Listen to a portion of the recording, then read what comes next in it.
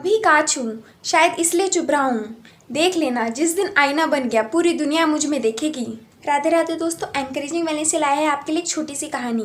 ये कहानी आपको सिखाएगी कि ज़िंदगी में अगर आपका कोई सपना टूट गया है तो वापसी किस तरह से करनी है। ये कहानी स्पेन के 10 साल के लड़के की है जो कि 10 साल का था और उसने सोचा हुआ था कि बड़ा होकर उसे बहुत अच्छा फुटबॉलर बनना है। उसने अपना सपना मम्मी पापा को जाकर बताया। उसके मम्मी पापा ने उस पर भरोसा दिखाया और उस लड़के के लिए फुटबॉल की कोचिंग शुरू की। बच्चा जब ग्राउंड पे जाता था, अपने कोच से मिलता था तो कहता था, सर एक दिन आएगा, देखना स्पेन का जो सबसे बड़ा क्लब है रियल मैड्रिड, उसके लिए मैं खेलूंगा और मेरा ये सपना पूरा होगा। आप देखना, मैं एक दिन बहुत बड़ा फुटबॉलर बनूंगा। उसके जो कोच थे वो उसको बोलते थे, बेटा तुम बहुत कमाल के गोलकीपर बनोगे, बस अपनी प्रैक्टिस जारी रखो। बहुत अच्छे से ट्रेन किया, बहुत अच्छे से गोलकीपिंग करता था वो।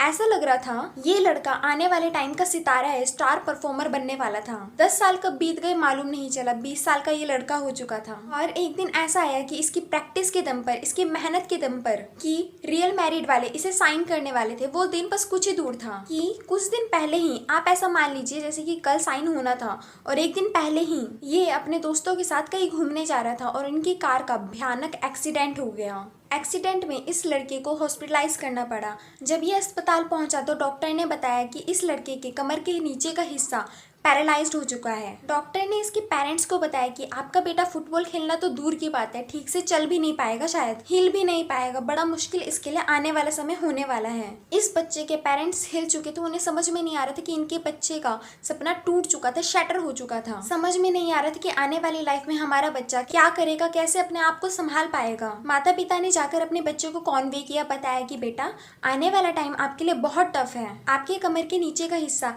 पैरालाइज्ड हो चुका है, शायद आप चल भी नहीं पाएंगे। वो लड़का उस वक्त ऐसा लगा कि टूट गया था, उदास हो चुका था। किसी के साथ में भी ऐसा कोई हादसा होगा तो वो अंदर से टूट जाएगा। ये लड़का उदास रहने लगा, मायूस रहने लगा। 18 महीने, करीबन 1.5 साल तक ये हॉस्पिटलाइज रहा। आप सोच सकते हैं कि अगर कोई बंदा 1.5 साल तक हॉस्पिटल में रहेगा तो उसके दिमाग में क्या क्या बातें आती रहेंगी। लेकिन इस लड़के ने सोचा कि इसे लाइफ में पॉजिटिविटी के साथ वापसी करनी है और इस लड़के ने हॉस्पिटल में रहकर खुद के गाने लिखना शुरू कर दिया। कुछ ना कुछ लिखता रहता था, कविता लिखता था, गाने लिखता था, धुन बनाता था, उन्हें गुनगुनाता था। इसने धीरे धीरे अपने माइंड को डाइवर्ट किया फुटबॉल से और म्यूजिक में ले आया।